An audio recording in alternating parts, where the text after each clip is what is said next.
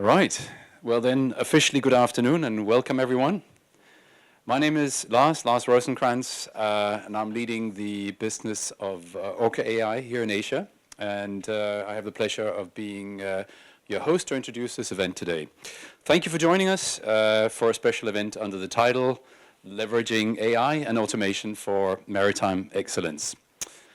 Today, we gather not only to delve into insightful discussions, but also to celebrate a significant milestone. It's been exactly 1 year since Orca AI and Marubeni Corporation joined forces in a partnership aimed at creating value through innovative solutions for shipping companies in Asia. This anniversary serves as a testament to Marubeni Corporation's unwavering commitment to fostering collaboration and driving positive change in the maritime industry. So I would like to thank Taku Nakamoto-san, Managing Director of MMSL, the shipping and ship management arm of Marubeni. Arai, where are you? Arai Takahiro, the Deputy General Manager of MMSL. Also, Yasutomo Miyake, who is not here with us today, and not least Ken-san, Ken Koshizuka, and Jiro-san, who's helped with the event. So thank you very much for your partnership and your hospitality. As we reflect on the past year, we are proud of the progress we made together and excited about the opportunities ahead. Today's event is a testament to our shared dedication to innovation, sustainability, and excellence. So, with that in mind, we've crafted an agenda that combines informative discussions with a relaxed atmosphere, allowing us to engage in a meaningful conversation and forge new connections. We believe that by coming together and sharing our insights, we can continue to drive innovation and shape the future of the maritime industry. So, without further ado, let's dive into the agenda for today. We have a lineup of esteemed speakers and thought-provoking topics prepared for you, all designed to inspire collaboration and spark innovation, as mentioned. So, in the first part of the event, we'll hear 4 presentations, each from Nakamoto-san, Takahiro-san, and from both from MMSL, and from Jarden Gross, our CEO and co-founder of London-based Orca AI.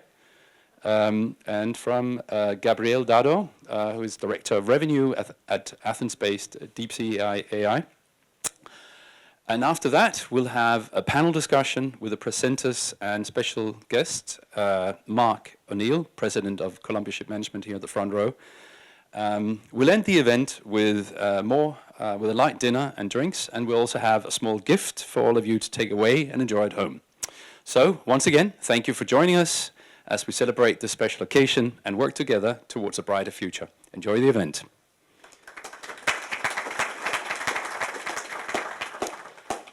Our first speaker is Nakamoto-san, Managing Director of MMSL, who recently stepped into this role from a previous role as General Manager of the Ship Department at Marubeni in Tokyo, and who will provide us with an exclusive peek behind the curtains into Marubeni's vision for future operations powered by the latest digital technologies. Nakamoto-san. Yep. Maybe you want to use this one? No, that's fine. Okay. It's working. Thank you for coming to Marubeni Singapore. My company is called MMSL. This is 100% of subsidiary companies at Marubeni Corporations. And this floor is all Marubenis. We have 20 divisions in Marubenis. And in Singapore, every division is here. I'm sorry, this room is the biggest room for Marubeni, but just small for you guys, right? It just be packed. But you can free to, have waters or wines or beers or food, whatever you want. So let me introduce myself. I just moved in Singapore last week to nominate as a managing director of my MMSL. This is second station in Singapore for my life. First one was 15 years ago. Other times, my friend Kurenai, someone still there? Yes, thank you for coming. And other times, I'm used to be working for brokers between the Japanese shipbuilders and Europeans or whoever's charterers or ship owners. And now I'm in as MMSL, first time to manage ship owner business. So I'm just newborn. as a ship owner, so don't press me, okay? Please take on me like a child or like a baby. Thank you. All right, so, I don't know. You're welcome to click here, and then it will move to your presentation. Any Marubeni guys to support me? Oh, yeah, he's there. Okay. Okay, so let me introduce our future operations powered by the latest digital technologies. Oh, it's so difficult what is pencils on the first pages. But actually, so Marubeni ship department is actually, it's behind from the current trend. So we are very traditional, and we are kind of just a legacy for ship or business, tradings, brokings, owning, that's it. But our Marubeni is pushing us to think about the new technologies or new area to create a new world. And so in a couple of years ago, we created new areas like this. And we're going to show you 3 or 4 projects. Everything is still going on, so not yet materialized, just start initial stages. But I hope this is just kind of understanding for you guys. All right, so next page. Decarbonization. Obviously, why not? That's it. So to approach decarbonizations, we made partnerships with Bound4 Blue. I think some guys from B4B is here. Yep. No. Anyway, so Bound4 Blue is Spanish companies. They are designing their sail on the board. And we, Marubeni and MMSL, decided to install these sails on the ships at the first trial. It's going to be delivered in 2026, but not yet on the water. But we're going to try how to achieve decarbonization through sails. I know so you guys already are familiar with sails because some producers or designers coming up in the world. But we are trying to new field with B4B. And I hope these sails give us a good reduction of fuel consumption, maybe 5 to 7%. I don't know exactly, but let's see. And next one is, next D is the digitalizations. Yes, as you know, so we have good partnerships with Orca AI. Thank you so much, Yoden. Thank you so much, yeah. Yes, Orca AI, this is our first project and a very important, significant project for us. And next one is MarcoPay. This is a kind of tools with your handy phones or cell phones. You can install, you can download the apps called MarcoPay, and you can use electric purchases on the board. You can send monies, whatever you want, on the board. And we have partnerships with a Filipino company, right? Yes. And, oh, I'm sorry, NYK, a big partner for us, NYK. And the next one is Meguri 2040. This is one of Japanese, all Japanese consortium to promote autonomous ships. And this is the biggest challenge for Japanese parties. And promoted by one of the Japanese entities, like foundations, Nippon Foundation. And about 50 companies gathering to promote this project. And of course, Orca AI Yoden is supporting this project as well with NYK and us. Thank you so much. And but this is autonomous ships. This is just kind of still design stage. And it's going to be available 2013 or 2035. Well, sooner or later it's come up. Just 10 years later. Okay, so next one is data-driven operation. This is a very also significant project with for Marubenis. And thank you so much, Cloudness. Johan, thank you so much for coming. Yeah, my good friend. Yes. We made a partnership last years, and we had to set up some new joint ventures with Cloudness. And we're gonna using their digital skills and digital mind, the digital solutions to use our ship operations or ship charterings, blah, blah, blah. So this is one of our features, how to utilize digital on the market. And? Oh, that's it. Yes, this is my just brief explanation. Thank you so much. It's okay? Very good. All right, thank you. Right. Thank you very much, Makamoto-san. So our second speaker is Mr. Arai Takahiro, Deputy General Manager of MMSL. Until recently, responsible for the Orca AI project at Marubeni. And he will share with us how Marubeni Corp leverages AI and computer vision to improve safety, reduce operational costs, and minimize the environmental impact. Welcome. Thank you.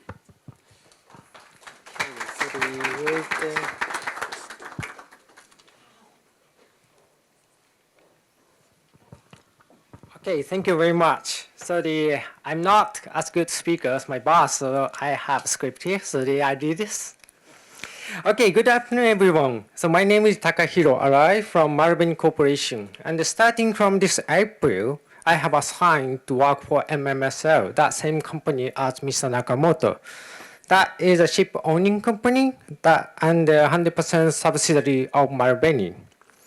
And the reason why I am here today is that until last March, I was responsible for digitalization within Marubeni Ship Department.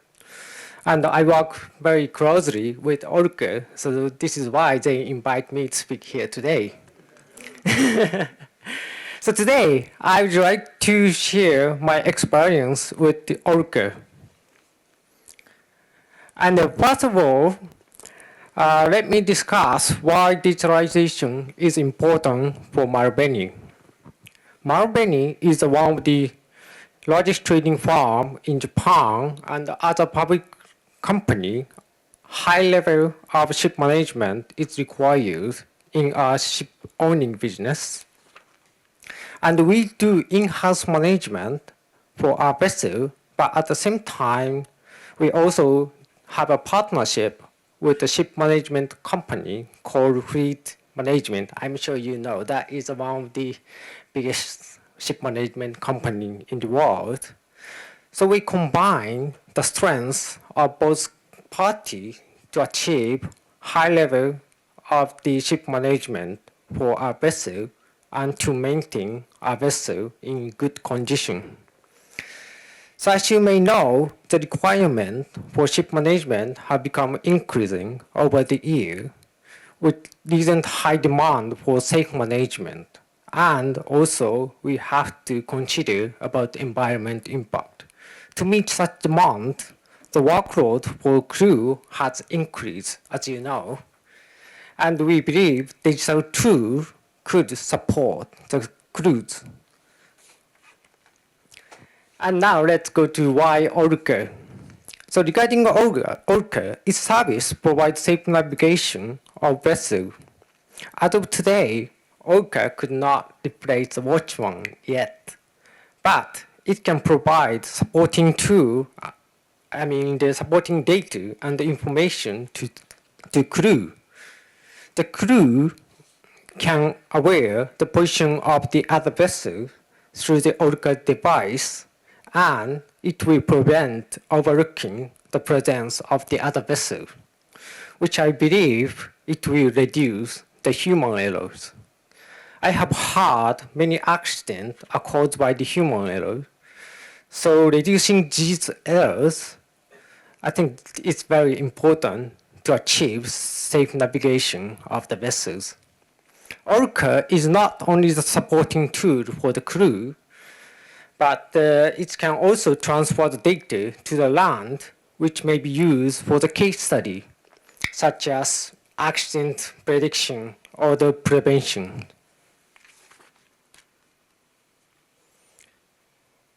Okay, now I'd like to show you some data I received from the Orca. This study was conducted by Orca on a vessel which had the Orca's cameras. The vessel completed 20 voyages since Q2 2023, and the Orca's camera is focusing primarily on close encounter event for our vessels. And this is show you the threshold for open water of the R vessel. That is 1.5 nautical mile.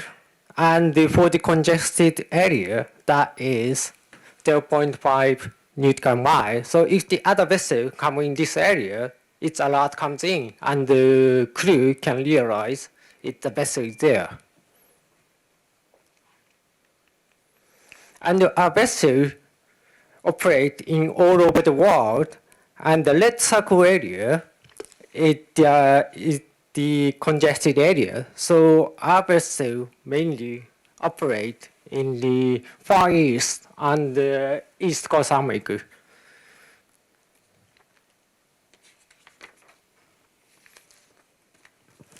And here's an interesting piece of data that invested by the Orca.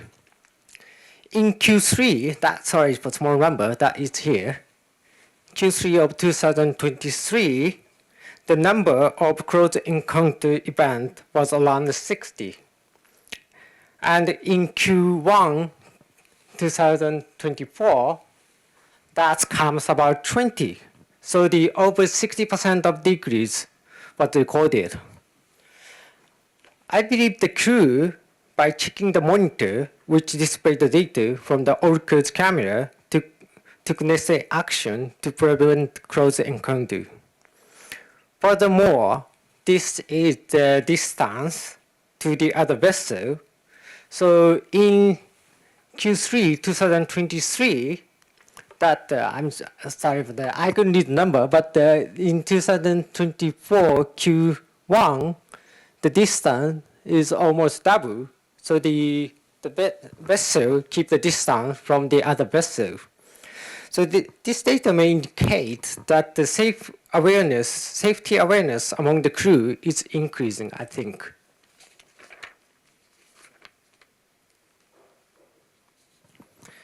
And lastly, Orca evaluate the commercial impact on our vessel. So to be honest, Marubeni have not conducted the detailed study on this. So this is just for your reference. This is the data we received from Orca. And the Orca say the crew realize the position of the other vessel in early stage, so it can take the necessary action well in advance. So the deduction of maneuver, the vessel can reduce the fuel consumption. The estimated saving are around $86,000. It's a quite big money. And please do not ask me about the detail of this number, but you can ask to the Orca's people for the detail of this number. So in conclusion, Orca could be an interesting tool for enhancing vessel safety. Today is a great opportunity to speak directly with Orca's member, so please take your time to ask them any question you may have. Thank you for your time and attention. Thank you.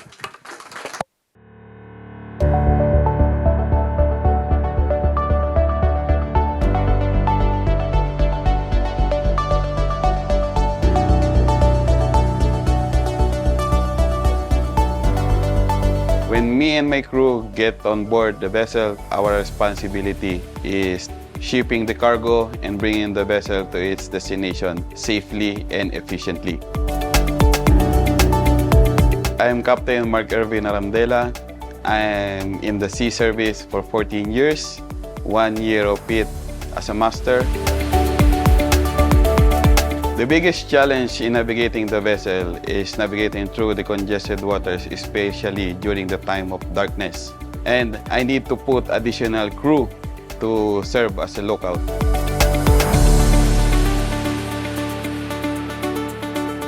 Orca AI serves as 3 additional lookouts, which enables us to lessen the manpower needed on the bridge, helps me to identify the targets and give me more awareness of the situation around me.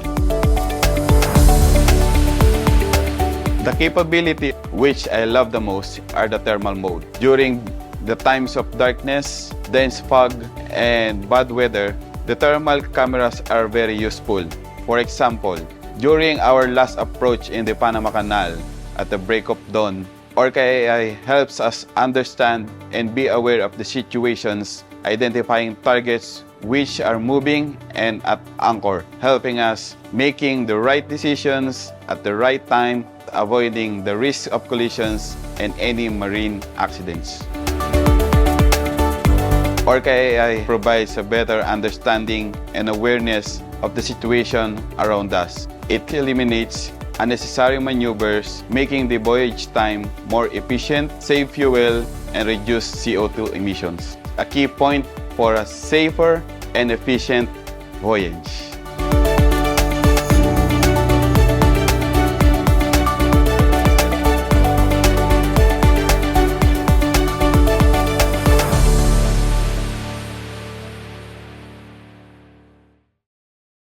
Thank you. Now, to our third speaker is Jarden Gross, our CEO and co-founder of Orca AI, who will speak on how AI and automation are reshaping shipping operations. Jarden? Thank you, Lars. Thank you. What Karen didn't show is that when we filmed this video, so actually she went on board a vessel for 2 days, and Captain Arandela said that Karen was the best crew member that she ever saw in his life. So well done, Karen, and thank you for organizing the entire event. So first of all, I would like to say thank you for Marubeni. Exciting to be here, exciting that you're hosting us. So thank you for that, and we're very excited to work together already for almost over a year. And basically, as Orca, we are constantly pursuing to find other stakeholders in the industry that are seeking for innovation. And basically, we are seeking for innovation. And working with Marubeni, you know, it's a ship owner, it's a trading company, Japanese, but we see that there is a spark of innovation. And you just saw that in the presentation, so well done, and it's very exciting to work together.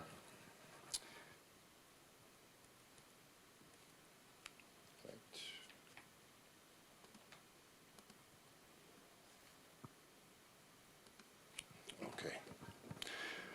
Good. Yes, Karen? Good. Thank you. And I would like also to thank all of you for joining. This is very exciting to see you here. We have some customers who joined us, like TK and Synergy and Express Feeders, who we're working with, and we are looking for a long-term cooperation. There are other people here in the industry who are seeking for innovation, talking about innovation. And I had the pleasure to talk with Mark yesterday on a panel, and it's very exciting to see where the industry is going. So I want to share with you a little bit what we're doing at Orca, how we started Orca, what we are actually looking and how we're looking forward towards the industry, which is actually changing. So when we started the company, we saw an opportunity to create a lot of impact. A little bit background about myself. I'm an ex-Navy guy with the background of over a decade working in technology, building technology, and looking at the industry that is very conservative in how it's been operated for many years. And it's pretty exciting to see that an industry that is so impactful. Shipping is the backbone of global supply chain, right? It's moving 90% of the good today in the world, but still it's been operated for decades in a very conservative way. And when you think about it, why it's happening like that? When you think about it, ships, which this is the main asset, they usually operate in remote locations, isolated locations without any connectivity to the cloud, which means that for years you didn't have visibility to the day-to-day operation. It means that for years it was not cost effective to deploy new technology on board. It was expensive. And over time, what you saw is that there is and there was more operational challenges that started happening. From safety events that's on the rise. We saw just what happened now in Baltimore. We saw other events that are happening around the world. Fuel costs that is increasing, regulations that coming in, and also shortage in crew and overloaded of workload. I don't know why the WhatsApp is, it's not mine. Karen, it's probably yours. What is exciting is that we see that the future is coming. And it's coming to an industry, and it's going to change it. And mainly it's coming and driven by a few things. One is connectivity. Without connectivity, it's very hard to deploy new technology.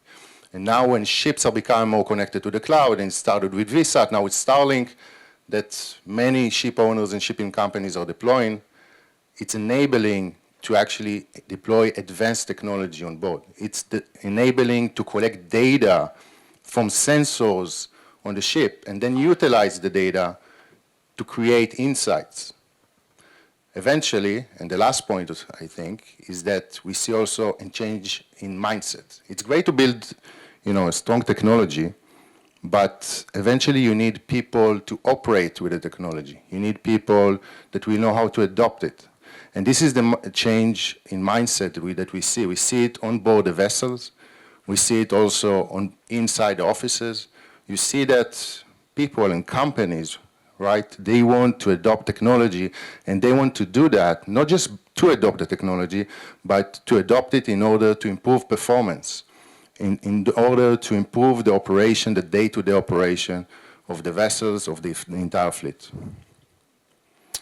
So we understood that this is the opportunity. This is the opportunity for us to create a real impact in a very important industry.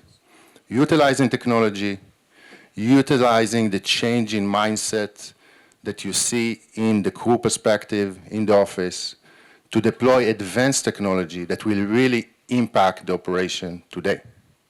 In the heart of it is the Seapod. We are creating a platform that is enabling the crew and the office to improve. And the Seapod is a piece of hardware with cameras, but the secret sauce is actually in the software, in the algorithms that are analyzing the information coming from the Seapod combined with information and the data coming from other sensors. And then it fuels in real time the crew with specific insights, enabling them to take better decisions, early decisions, to improve their situational awareness in the most complex type of scenarios, to improve safety, improve security, improve efficiency. And then throughout the voyage, we're also collecting the data, sending the data back to the office, and then providing full visibility to how the fleet is being operated, not just one ship, and to be able to understand where are the gaps and what is needed in order to close them and be proactive as a company. So a little bit how it looks and how it works. And I took a few use cases here, which are pretty challenging. So congested waterways, and you have a few Siemens here that's been navigating in very tough environments, like this one. So basically, sailing in China area where you have a lot of fishing vessels. Sometimes it's very hard to see them.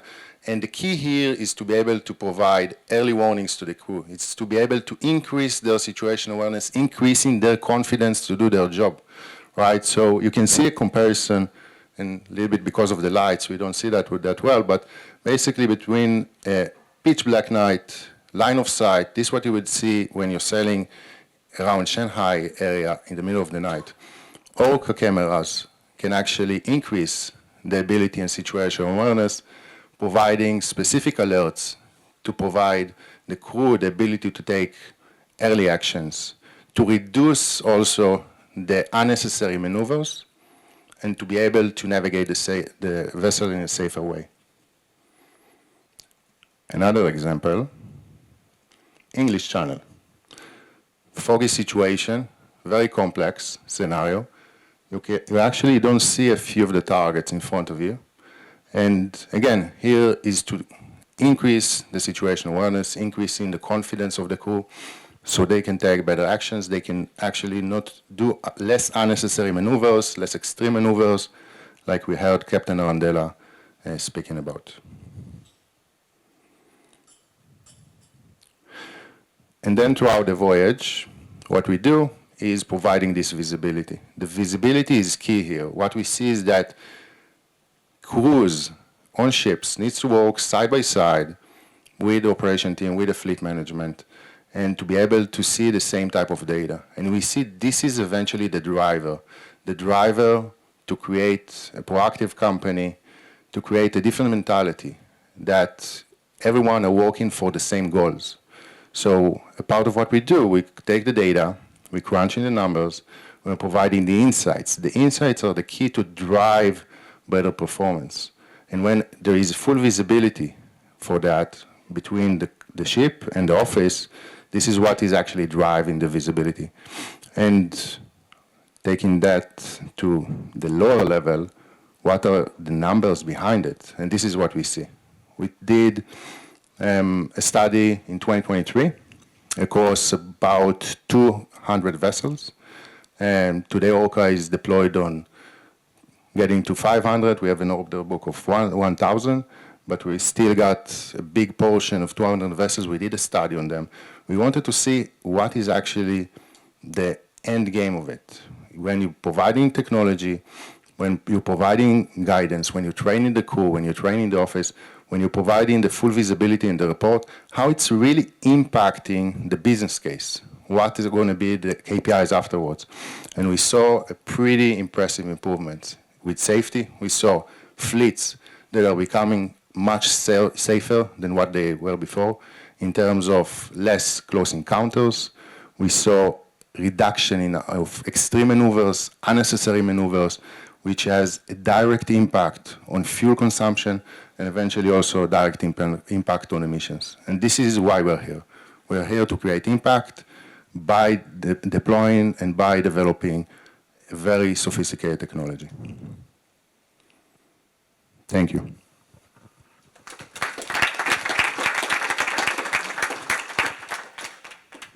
Thank you, Yarden.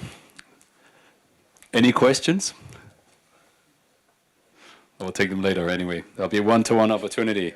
So, for our last speaker, Gabriel Dado, who is Director of Revenue at Deep Sea AI, a company that specializes in route planning for emission reduction. Dado, thank you. Thank you. Thanks very much. I was invited here for a panel, so it's great to be put on the spot and told that I have to present now. So thanks very much for the opportunity, of course. So before we start, I'll give you a number. Try to take a guess. So if I say 6 to 11%, what would your guess be? Have any takers?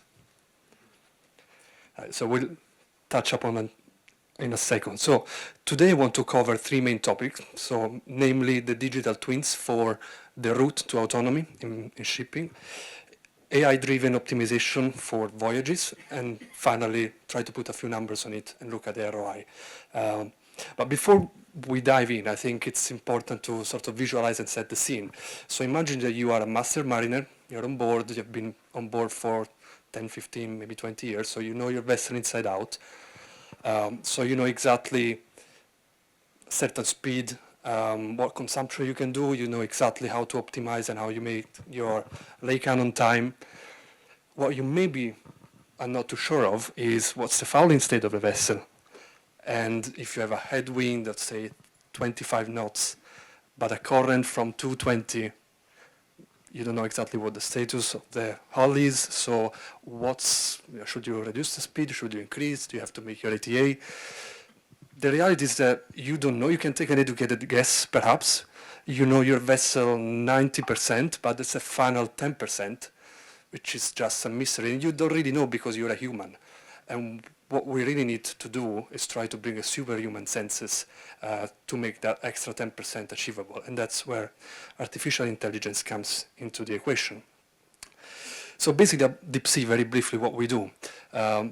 we take data out of the vessel. We want to work with owners which have availability of high frequency data from torque meter, for example, flow meters from the consumption, draft speed, meteorological conditions.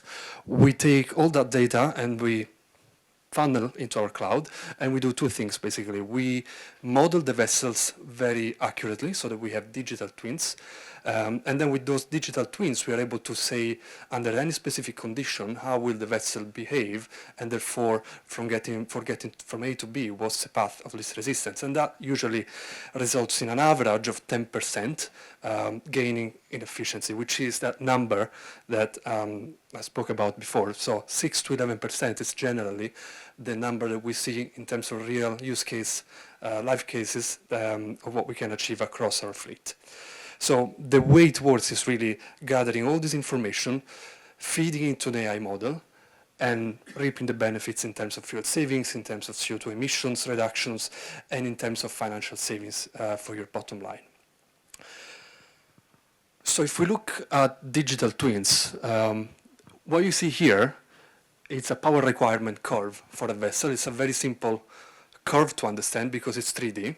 The reality of the model and the power of AI is that it can take and ingest a differential equation system of 19 variables. So you have 19 dimensions, which a human brain cannot visualize, but you feed into the machine, into the software, and you create a hybrid model, which is a dynamic model. So in other words, the model and the training varies and continues to evolve as the operational conditions of the vessel change and evolve, as the fouling evolves, as the meteorological conditions evolve, and you get a very accurate depiction of what the behavior of the vessel and the equipment should be under any given condition. So you create very accurate engine models, hull models, and you have a vessel digital twin that you can use in the office to monitor and to make sure that the vessel is operated safely as well as compliantly and efficiently. And then you can do another thing, which is take all this information, all that digital twins, let's say, from the equipment, from the hull, from the generators, from the boilers, and you can use it to say, okay, under the specific conditions under which I will be sailing my voyage, in this case from Ancona to Sicily, what is the best speed profile, the best route profile? In other words, what is the path of least resistance, which is hidden to the naked eye, which depends dynamically on a number of different factors, 19, as we said. In this case, this is a real-life case. We save 6.9% by having the vessel not simply go through the shortest path at a constant speed, but in fact advising the vessel to go a bit faster in the medium part of the voyage to get ahead of a bad weather front, for example, or to make the most of certain currents along the coast of Puglia in Italy. So this is what we see in terms of a platform. So all that data is fed into a platform which can be used both on board and in the office from operators and from the master to really extract that extra 10%, to bring those superhuman powers onto the table and make vessels more efficient and, let's say, more effective in terms of what we need to deliver. We are in the market to deliver. We all have strict, I would say, targets, myself included. I'm a sales guy, so I know the pain. And that's exactly how we do that. Now, to look a little bit at the return of investment, there are various things we can look at. I would like to start off with ROI per ship. It's not properly an ROI, but this is more like the savings that we have observed across a 500-odd vessel fleet among the car carrier space, in the tanker space, both chemical tankers have VLCCs, bulk carriers. So on average, what we can see is about a 10% saving in terms of impact. Obviously, the saving also depends on a human factor as well, because we need to factor in the compliance. So in other words, the uptake or how well or how, let's say, accurately the vessel sticks to the instructions, to the suggestions that are provided. So that's a human sort of component as well. But this is what we've been seeing, and this is why we work with some of best-in-class owners like Wilhelmsen or Ardmore in the tanker space to really bring that ROI into the picture. And then there is also the other component, which is, in general, I'm doing hull cleaning every 6 months. It might cost me 18 grand in Singapore, 60 grand in Houston, depending what vessel I have. The reality is that I don't really know exactly at any given time what the fouling state of my vessel is. Yes, I can take an educated guess, but with an AI model that knows exactly what the power requirement of my ship is under each and every operational condition, I can tell, okay, I'm having a fouling penalty of, say, 4%. It means that if I do a hull cleaning now, I have a 11.7 days payback period. We can also look at savings in terms of complying with the UATS for those vessels that are engaged in European trade or do call at European ports, and we have assessed this at just under $200,000. That's the cost of not saving 10% on your emissions, having to go down 10% and having to purchase allowances with a price tag of €100 per metric ton. And then we look at also the low-hanging fruit, which is we will have to somehow comply with these regulations coming into force. We might have to install energy efficiency solutions on board our vessels, for example, carbon capture storage. They come at about $2 million a piece, plus the off-hire, plus the dry dock to retrofit. So if we can push that into the future by saving capex today, and instead deploying a software which is a pay-as-you-go solution, and it comes out of vessel OPEX, that is something that pushes the problem in the future. It allows us to continue complying with regulations that become more and more stringent, whilst leveraging the low-hanging fruit, which is AI applied to our vessel and our vessel operation. So very briefly, that's where we are coming from today, and I look forward to getting your questions as well during the panels. Thank you very much. Thank you very much, Gabriel.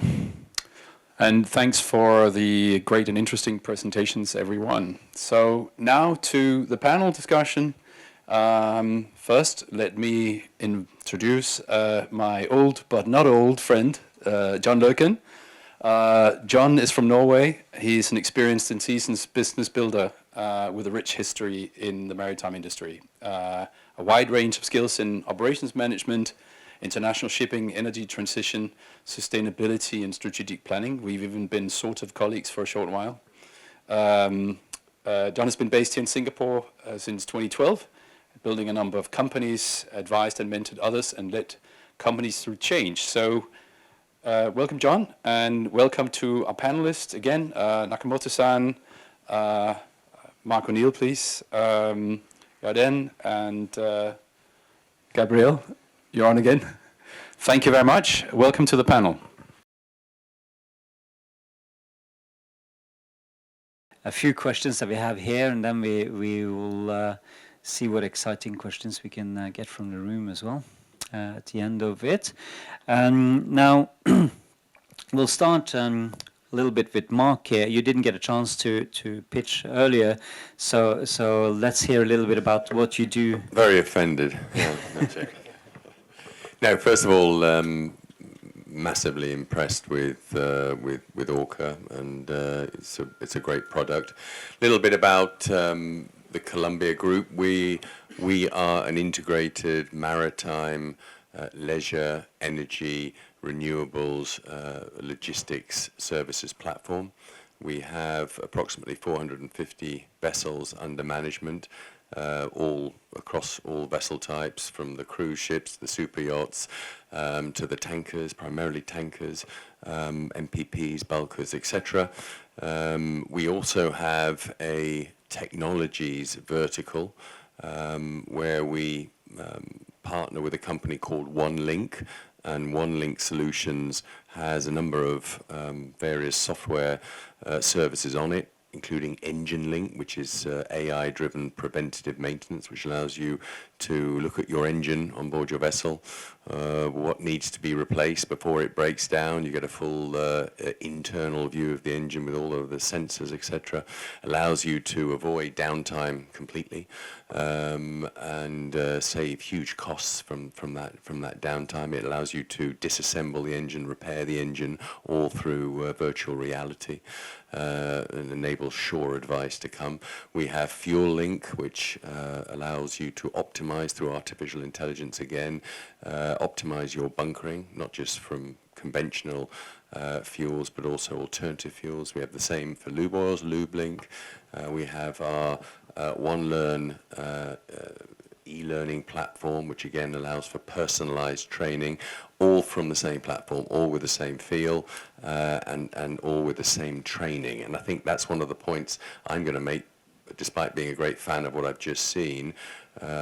We realize from our ship management that our crew are being bombarded with training, and being asked to train every day, each and every day on new applications. It's essential that we keep that training down to a minimum, and we keep that training to a simplistic level, and therefore that's why we went for this OneLink solution, which is the same feel, the same look, and the same thinking to minimize the training for our crew and make it very, very easy. And it's a pick and choose. You can take what you like, and it's not, you don't have to take it all. It also has to be affordable. And, shipping, we're all going through great times at the moment, but all of these great solutions cost money. And that's certainly the way that we approached it. Artificial intelligence, I'll tell you a story. I used to be a lawyer, and one of the last cases I was instructed upon sounds as a sort of a salutary warning. We had a vessel that sailed into, just off the coast of Germany. We were instructed, as a lawyer, I was instructed on a vessel that sailed into an offshore platform. And when we interviewed the master, he said, well, as it was in the middle of the night, the offshore platform was lit up like a Christmas tree. How did you do that? Well, my ECDIS said there was nothing there. And I said, sorry, it was lit up like a Christmas tree. You couldn't avoid it. You could see this thing 3 miles away. Well, my ECDIS said it wasn't there. And that is the danger. Before we move completely to artificial intelligence, we need to focus on intelligence. And most of the navigational accidents that happen at the moment are not because of lack of various technology on board. It's stupidity and people not thinking. So intelligence comes first, then artificial intelligence, and all of these tools are fantastic, but let's not forget basic training, basic seamanship, and if we get that right, then the most of these near misses wouldn't happen, the 33% wouldn't happen in the first place. So we're massive fans of technology, we're massive fans of affordable technology, simple technology that all feels good, but most of all, we're massive fans of basic seamanship practices and training first, and enabling that training to get through to our crew. But clearly, technology like this helps, and artificial intelligence is certainly here to stay, and will only get better and better. But hopefully, we avoid the situation that I just described, where Orca says there's nothing in front of us, but there is, and that could possibly one day happen. But Yarden will tell me it can't. But yeah. Thank you. Wonderful. You talked a bit about, apart from colliding into items, and I understand with 450 ship under management, it's a risk, obviously. Your ships are not. It wasn't one of our vessels, no, exactly. That was when I was a lawyer. That had nothing to do with Columbia. And I would give you kudos, because as far as I'm aware, none of your ships are currently crashing into bridges or other obstacles around the world. So that's good. It's commendable. But and training, you talked a bit about that just now. What are the operational challenges that you face in your day-to-day work, and what areas do you find that digitalization, and in particular AI, actually can be or is useful in addressing these challenges? I think training is really important, and we're firm believers that everything starts and finishes with the crew. So technology is great, but properly motivated crew on board your vessels, trained, compensated, human resource managed, with careers ahead of them, and properly identified with and communicated with, will lead to the sort of reduction in incidents that you saw from the screen. So I think training is essential, and most of our focus through Partners One Learn is on delivering personalized training to the crew. So it's not just commoditized. Commoditized services are out. You know, you don't offer the same thing to every single client. You know, we don't offer the same management service to every single client. We shouldn't be offering the same training to every single crew member. And our One Learn platform allows us to tailor to the individual crew member and literally deliver on his or her mobile phone or tablet or whatever. I think as an industry, we're only starting the optimization drive. There is huge optimization still to be driven through on this industry. We've all got, all of the management companies here, I've heard 3 names already, all of us have great applications, but as I described at the Excellent Capital Link meeting yesterday, conference yesterday, these are baubles on the Christmas tree. And, you know, I said that the Christmas tree is starting to look like the Christmas tree that you see in shopping centres just before Christmas, just laden down with tinsel and baubles and quite repulsive. We're losing sight of the tree for the baubles. We need the new tree. And I think all of these applications are fantastic and they're great optimization tools. But what the industry needs really to drive through optimization to the scales necessary is a single IT backbone. And I've been talking about that during this week where, you know, we're working very closely with CETA that has that backbone for the aviation industry and bringing that backbone into the maritime space so that vessels can talk to ports, can talk to other vessels, can talk to haulage companies, can talk to aviation, can talk to terminals, can talk to cruise ships, can talk to the passengers and the clients. A single language, IT language, on which you can then hang all of these great applications and these applications can be sustainable. So that's coming. You know, watch this space. It's coming very quickly, and I think then we'll be able to drive through levels of optimization, affordable optimization, to the extent that we haven't seen yet. I think we're still playing around with it to the extent when we compare ourselves with the automotive industry or the airline industry. Yeah, just maybe one comment regarding what Mark said. So first of all, I completely agree. It starts and ends with the crew. And I'll give you like a small secret. We actually had one ship that was involved in an incident that was using Orca. Not an IC incident as well, not the one in Baltimore, but a different incident. And when we investigated what happened, we could actually get all the data. So when we investigated what happened, we actually saw that we provided to the office, so basically the safety score, so they can see the safety score of the ship. It went and dropped a week before. It dropped down by about 30% because they had more incidents, because they had more aggressive type of maneuvering, and because the crew was actually changing. And then after that, there was also an alert before the incident, on the specific incident, so, and they didn't notice it. So eventually, you can bring the best technology in the world, but if the crew will not know how to operate it, if they are less competent, if, you know, they don't do what they need to do, it starts and ends with the crew. So it's more holistic view regarding training, regarding implementation, not just about AI and technology and big words. So completely agree with this comment. Thank you. Nakamoto-san, thank you for the warm hospitality here tonight. Similar question to you. So as one of Japan's leading trading companies, I mean, you're a Fortune Global 500 company. You are, yeah, apparently so, yeah. Owner of some 50 ships, dry bulk ships and tanks. Which unique operational challenges does Marubeni face, and how do you leverage digital tools to streamline the operations? Yeah. Yeah, so you guys are talking about those topics already, but I agree with you guys. So the challenges, a lot of challenges we are facing, especially the crew is facing, And the challenge the crew is facing is quite different from 10 years ago. They have to think about safety management, safety operations, and they have to think about how to reduce the cost, how to reduce emissions.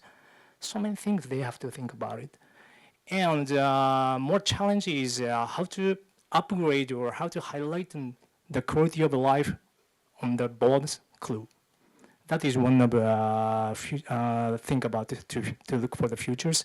In that sense, I think digitals or technologies, AI, so yeah, can make some contribution to quality of life on the border crews. And I agree with Mark. So training the crew is very significant point. And we are owning the 50 ships, and we operating 50 ships, especially bulk carriers. Just two tankers. I'm sorry, Paolo. Yes, two tankers. Yeah. Anyway, so 10 years ago, so we are managed by ourselves, every ships. But nowadays, we outsourcing to the professional ship managers. We have partnerships with fleet management. I'm sorry, Mark, not Columbia. So we have many chances to work with you. But anyway, so 2/3 of our ships is managed by fleet management, because our responsibilities, what can you do is very limited in this world. So we have to rely on the special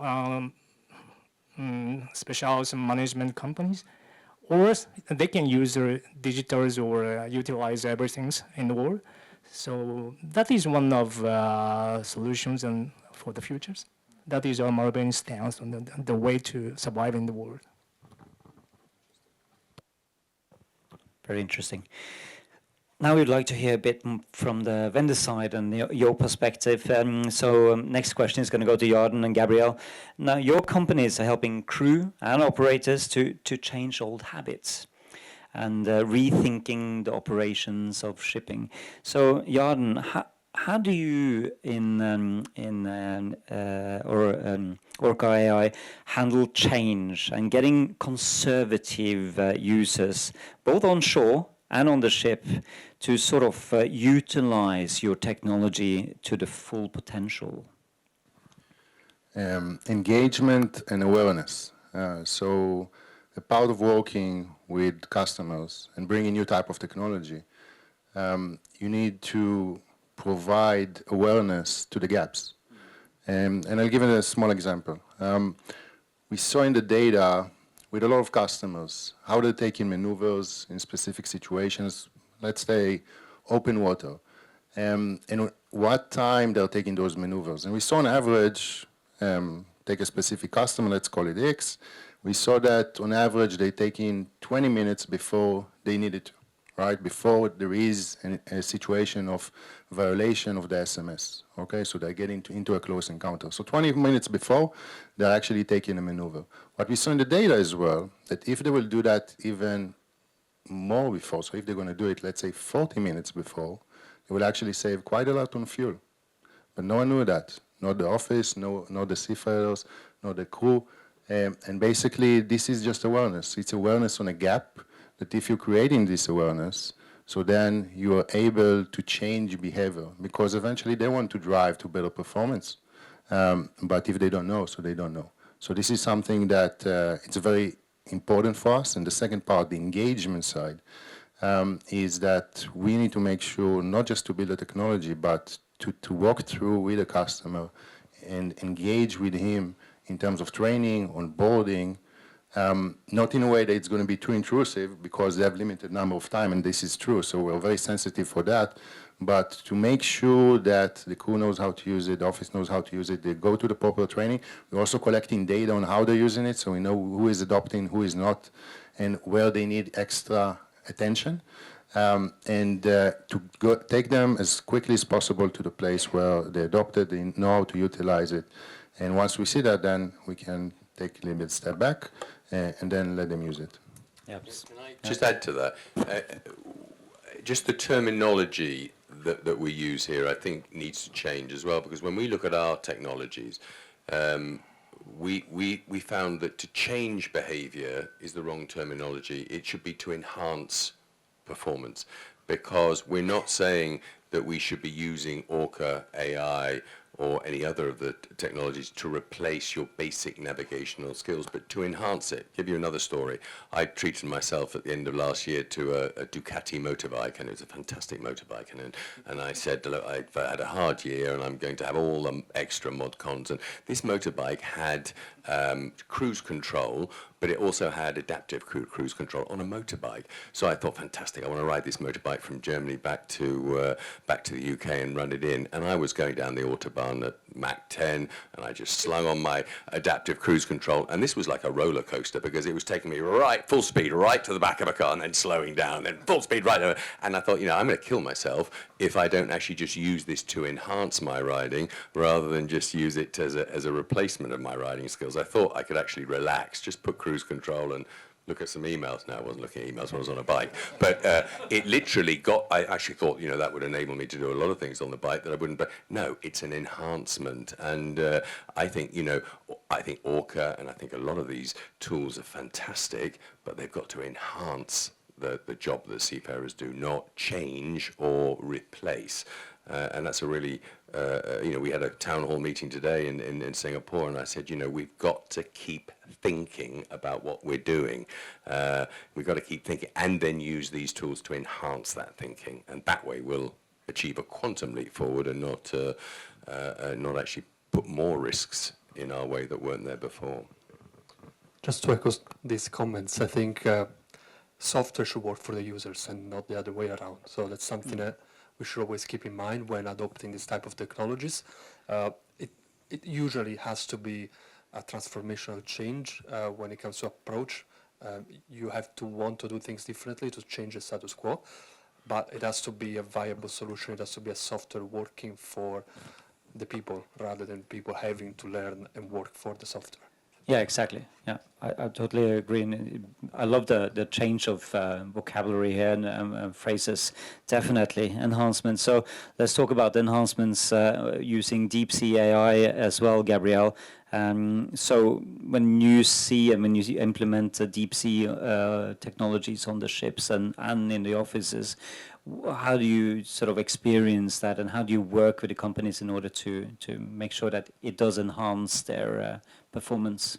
I mean, it's not all sunshine and rainbows, because we do see sometimes our fair share of resistance in wanting to adopt this, because, you know, operators might feel like this is something that's challenging their jobs, or the master might feel something that, you know, he wants to show that he can do a better job than software. So sometimes you do have friction. And again, it's, as Yarden said, awareness, which is the most important factor here. You have to have a collective buy-in on an organizational level. You have to embrace that vision.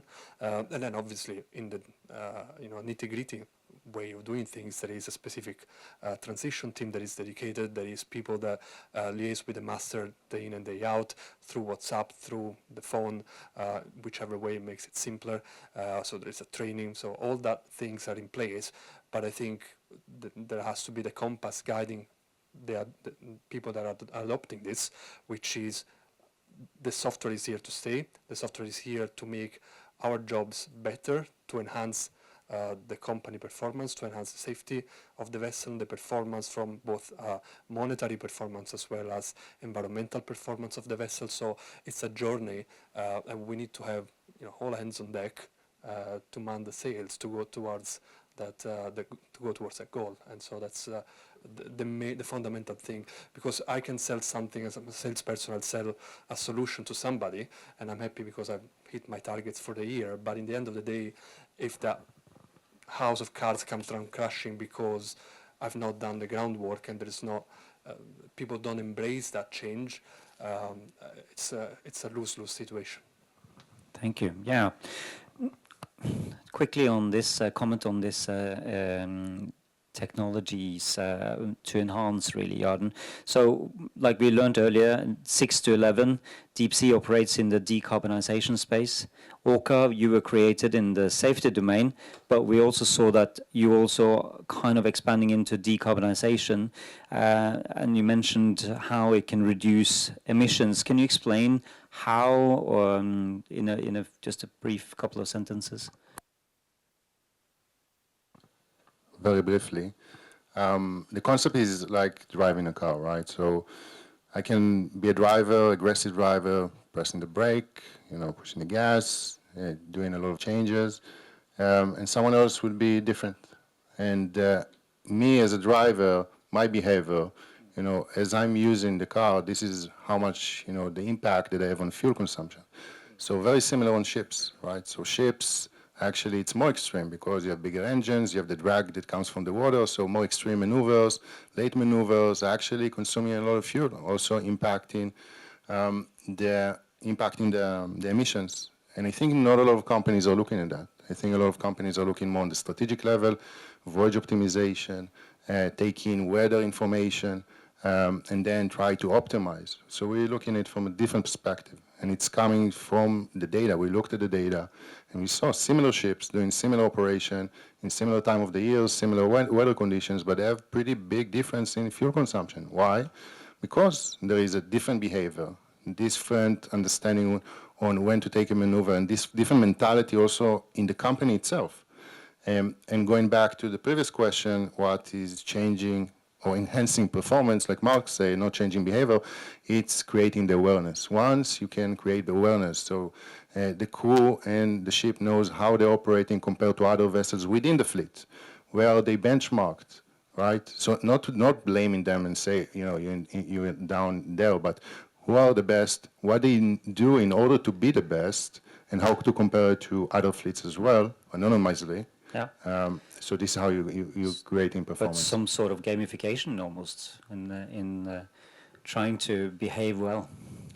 To enhance them, to create motivation, to improve their performance. There's a whole concept out there, isn't there, on nudge learning, and lots of exciting apps on this. And certainly we've seen from our performance optimization control room, where you can actually look at the auxiliaries and everything that are being used on individual vessels. You can compare all of the vessels in the fleet. You can contact the master and say, why have you got 2 auxiliaries on? You don't need 2 auxiliaries, switch it off. And you see gradually this nudge effect, and you're totally right. So you keep pointing this out in a constructive way, and gradually you collectively will move the company to a better place. But you need that visibility, and these sort of tools give you that. We've got the same, but we do see certainly on efficient navigation huge improvements, and on the sustainability side, erratic movements of the vessel is clearly wrong and not needed. So better navigation through these tools, enhancing. So what we learned then in essence is that when you're using your adaptive cruise control on your Ducati, your fuel efficiency is horrid. Cool. I'm a lost cause. I won't be nudged. No, I will be, but I don't think I'll be using the adaptive cruise control at all anymore. We want to dive a bit further into details on how the technology is kind of impacting the crew on a daily basis. Mark, you actually answered the next question I was going to ask you about how it actually affects crew on a daily operations on board and their well-being. Any further comments on it? It was kind of related to what your comment was just now, but. On crew well-being. Crew well-being and technology and the day-to-day. Yeah, I mean, I think I think we're all big fans of our crews, aren't we? And as I said, it starts and finishes with the crew. We've got to minimise the training and make what training we give our crew more effective and more personalised, because otherwise, so much commoditised training is wasted time for them. But we also have to look at the well-being of our crew in a much wider sense, and I think we were one of the first companies to introduce the mental health support line, realizing this was before COVID.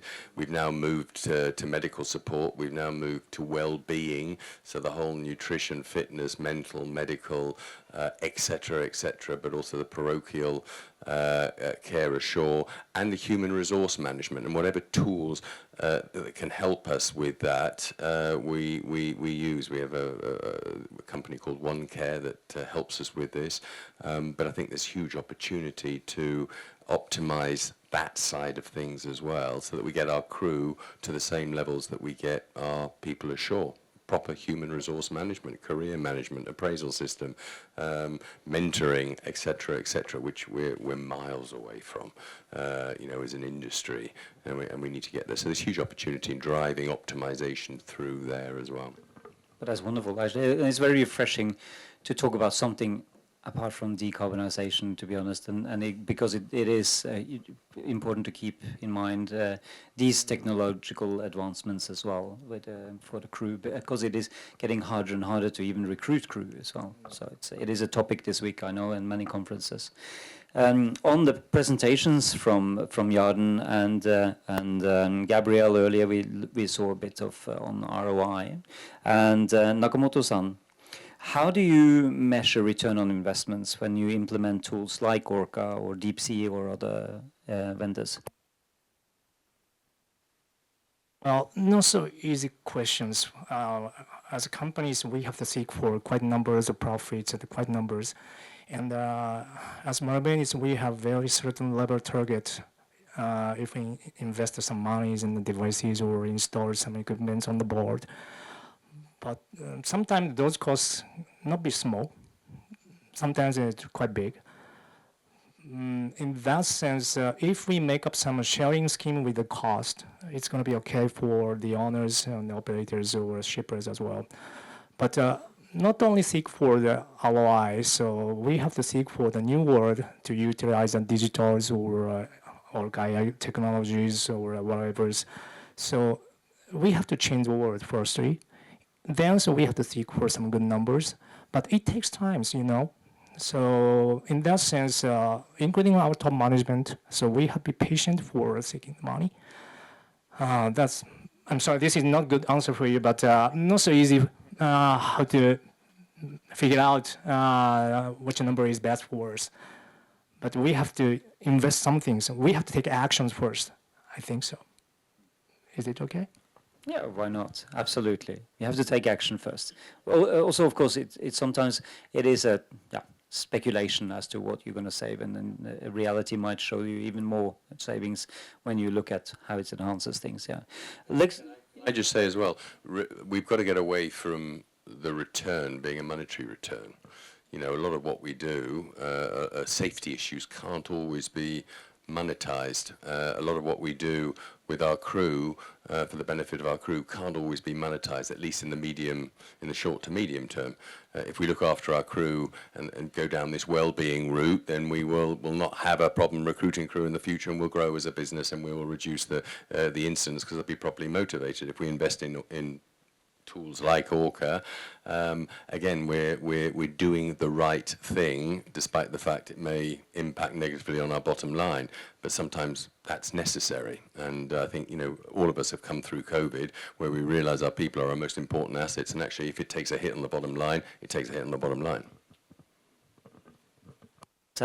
Well said. Let's look to the future now, then. We have a glass ball here, and we want to look into it. Both Orca AI and Marubeni, they are members of Meguri 2040, and on the project on Japanese autonomous vessel.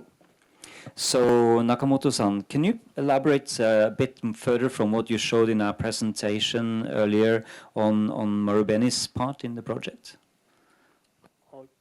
Marubeni's responsibilities or Marubeni's how to play the role? Yeah, what you are doing in the project on Marubeni, Meguri 2040. Sure. So I'm just studied to study the Meguri project. So I don't have a quite good answers, but so this consortium consists of 50 companies, including Orca AI algorithms, and most of companies are tech companies or manufacturers.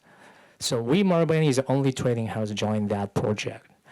In that sense, they are requiring us to promote social understanding and achieve social acceptance. Yeah, in this project, because guys, so this is quite new technologies and new business areas. In that sense, some guys lose jobs. And some guys are very skeptical of new technologies. We have to understand those guys, and we have to bridge the gaps between the unknown peoples and your established peoples. But this is one of the way for shipping field autonomous or less close to utilize digital Orca AIs and eyes. So Orca AI technology can be the eyes of the ships, the eyes of the crew. So they are playing the key roles in this project. So we are relying on your shoulders, right, Jordan?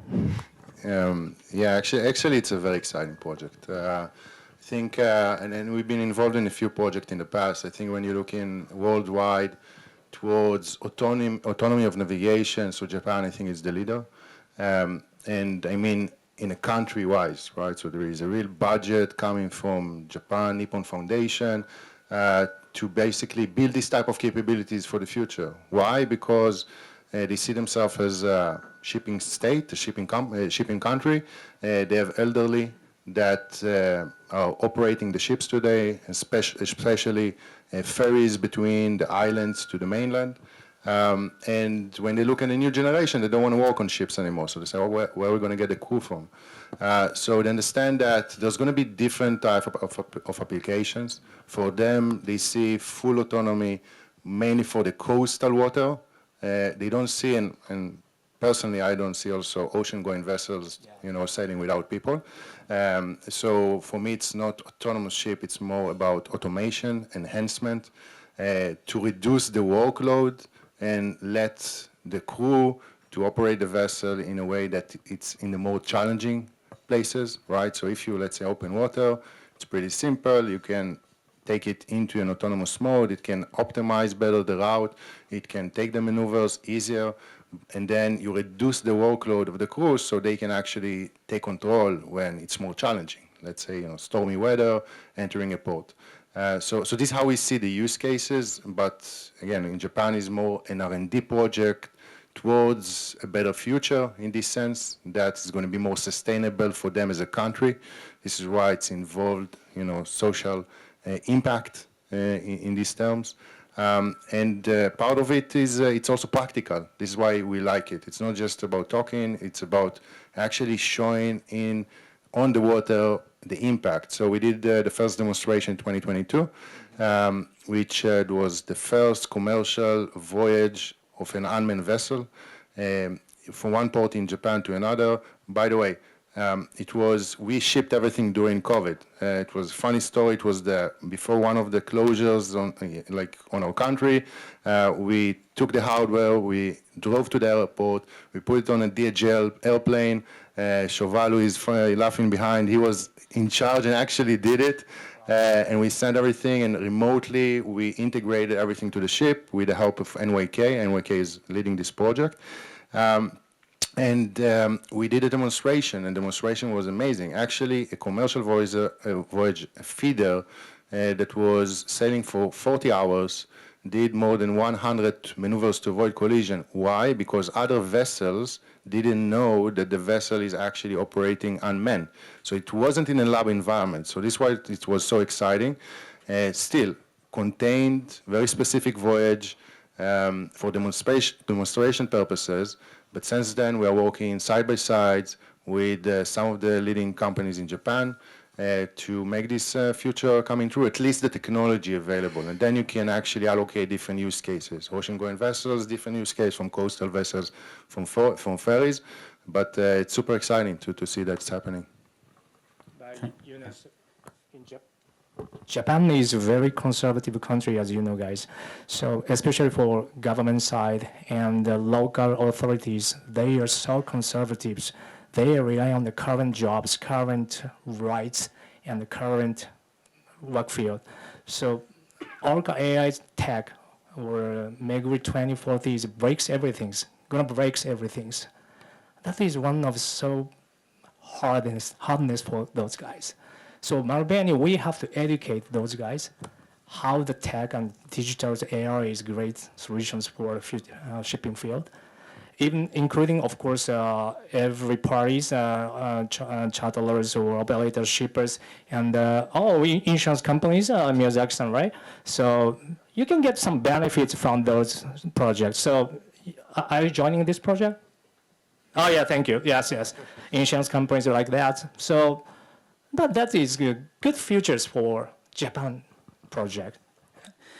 Just to reassure everyone here, when it comes to crew and autonomous operations, the first fully autonomous flight across Atlantic was done in 1947, but still we don't have any commercial flights without a pilot and a second officer on board.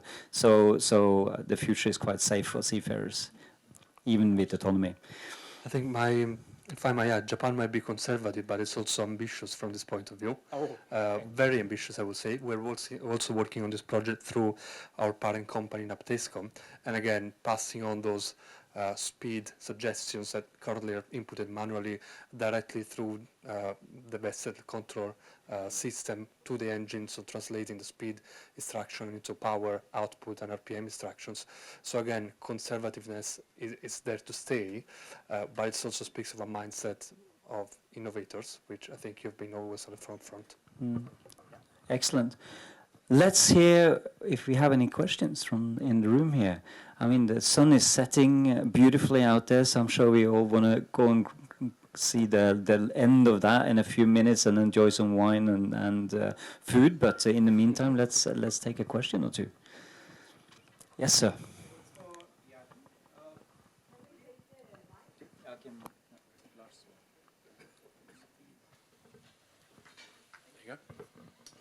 Hi, Aiden. So the question is about the type approval process, I believe 2040. So you must be having some plans for the type approval. Yes, of course. First of all, Orca as a system and also all the pieces of hardware, we have a type approval from ABS. We are now working with LR, and we're working also with DNV. A part of what we're trying to do now in terms of planning ahead is basically to create a type approval to automate the watchkeeper, right? So not just the software as it is, as an aid for navigation, but to actually say that in certain conditions, Orca can replace the watchkeeper. So again, going back to reducing the workload.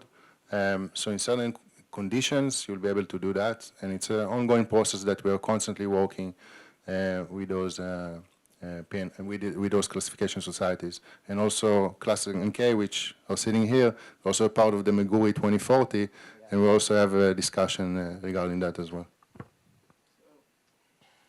So you're saying that the hardware is type approved, and the process is yet to be approved, right? No, the software is approved as an aid for navigation today. They have a class approval. That kind of approval is comparable to the EGDIS and the radar? A radar radar has an approval, and it's in the regulation as a main collision avoidance system. Orca is not a main collision avoidance system. It's an aid for navigation, similar to AIS. Radar, EGDIS, all are aid to navigation as well. So my question is, the way the industry or IMO accepts radar and EGDIS as an aid to navigation, how much confidence do you have about, or rather, when do you think this will be accepted as one of the aid to navigation? So as a class approval, we are defined as an aid for navigation. In terms of IMO, which is also compliance, like it's something that you need to have on a ship, like the radar and the EGDIS, we all know the IMO. They have their own processes, which takes much longer than evolvement of technology. So of course we are very close, and we presented there many times, but they have their own pace. So I suspect it will take longer, similar to EGDIS. EGDIS took a long time until it was approved, and now we have it on every ship. But I think the main difference is mandatory and non-mandatory. Because radar and EGDIS are mandatory focus. I've come across some feedback about Orca that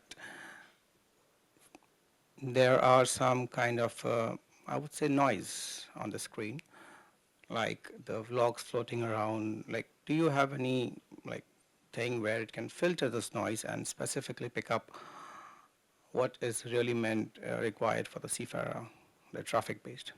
So basically what you're saying, there is a clutter, and then to reduce the clutter. Clutter can be based on anything, it could be a log floating around or anything like that, Yeah.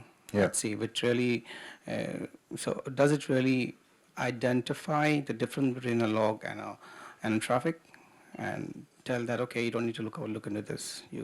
So this is the purpose. The purpose is, and how we train the AI is to focus the crew on what is matter the most and to remove this type of a clutter. So this specific feedback, maybe, we need to understand if the training wasn't provided correctly or something else, but eventually this is the main impact that we want to create, is to be able to identify based on the type of target and by the risk that it's creating for the crew, and then by that, providing the real information and reducing the clutter that many times you have in other instruments.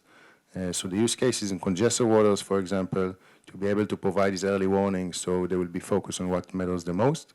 So this is the case. And again, AI is constantly evolving. So more data we're collecting, and today we have more and more data because we have more ships, is evolving performance, creating better performance, and touching exactly those comments that you have to improve and reduce the workload for the crew, so they will be focused on what matters the most.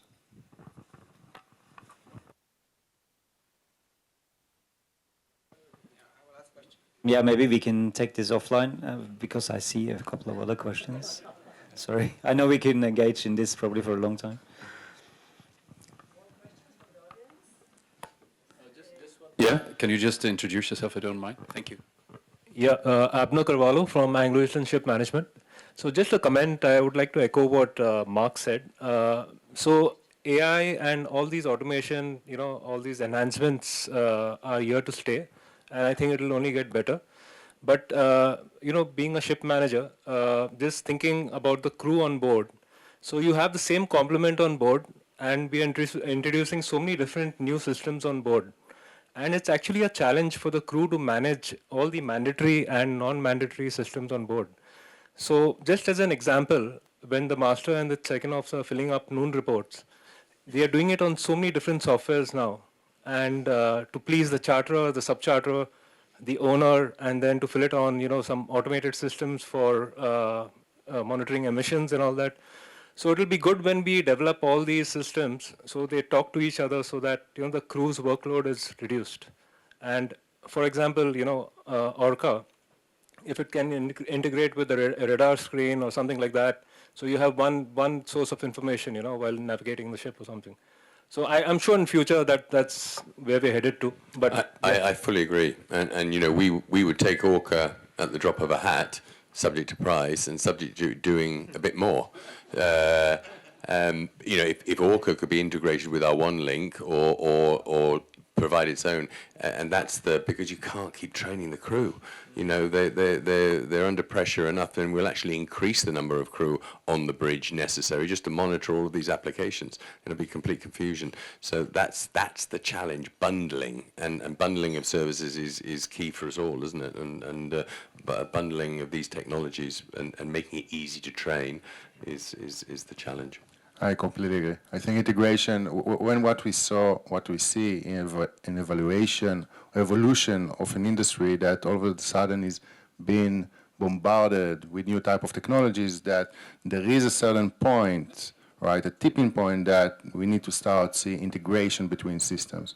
So yes, we're working on many type of integration, either with a fleet view on board in the office side, but also we're looking at integration with Orca with other systems. Yeah, so to actually make it easier for the crew to know how to use it. I think integration as well, it's the easy bit when it comes to visualizing the data. It's the so what. Once you have all the data, what are you going to do with them? And once you have decided how to action it, it's a matter of displaying them. It's a matter of choosing the right environment.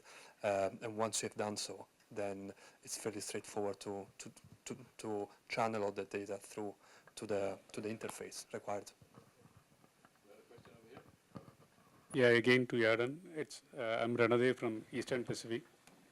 Can you please specify the specification of the camera that we use and the location where we are fixing it, the range, both the infrared and the normal cameras, So if you want after that, I can send you a data sheet with all the information.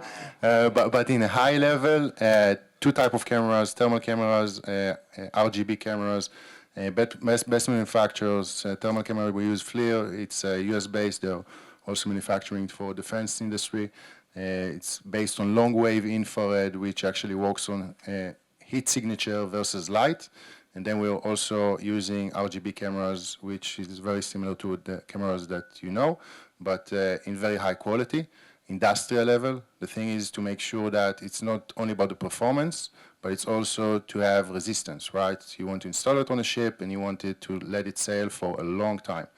And you don't want to have a lot of downtime or you need to have a lot of maintenance. This is the level in terms of the type of camera. Detection ranges depends on the height, depends on the visibility, but let's say 10 nautical miles for a commercial vessel, fishing vessel between 4 to 5, buoys 2 to 3 nautical miles. And the screen over there, we have a screen on the bridge. How is it affecting the crew during navigation time, during night navigation, all the thing? Any effect, impact?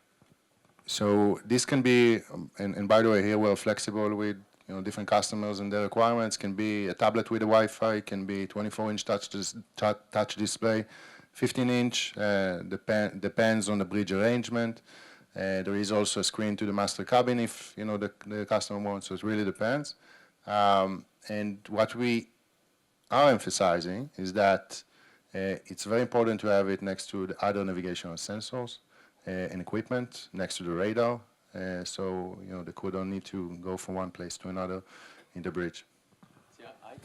Your best marketing ploy, if you were selling to me, I would say have it in my control room, have it as a secondary fallback, so my operators in the control room can watch our vessels as they go into congested waterways or into ports and actually be there as backup for the master, because it's a backup, or it's an enhancement, and you can have the camera on every single vessel, but it's controlled and visualized so that the controllers in the control room can say, look, are you seeing that? If you're not seeing that, I can plug it onto your screen.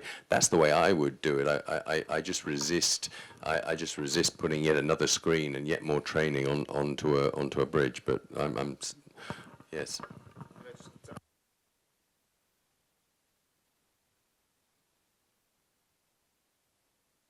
Fine, not a standard P&I. I think the benefits that we see are the enhancement of situational awareness for the crew on the bridge, not necessarily Big Brother watching over your shoulder. And I think your suggestion to put it in a control room might enhance that on the bridge, which might impact on buying from the officer on the bridge. But I think that's probably the most important thing. So it is about enhancing, but I think its place and where it is best performing is on the bridge, not in a control room, ashore or somewhere else. I think the fleet enhancement aspect is good, but we want to avoid the crew feeling as though they're being monitored all of the time. That might have a negative impact on adoption. The latest CMA CGM case shows us that it is the law that route planning. We have to do more of this route planning from ashore now, or checking route plans, and therefore the days of just let's leave it to the master are over. So I mean, there's probably advantages to both, but I just keep coming back to my analogy of this vessel sailing into the rig, the offshore thing, because I say, well, there isn't anything on my screen. Much better to have that in the control room is my personal view.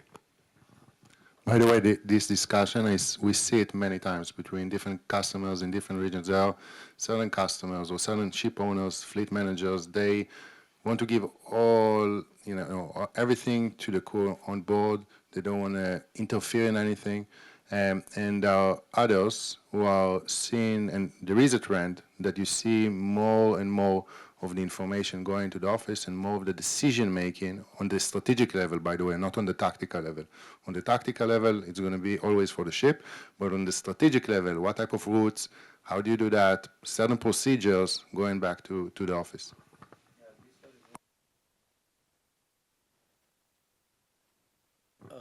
I will, my name is Captain Gafar from East Away.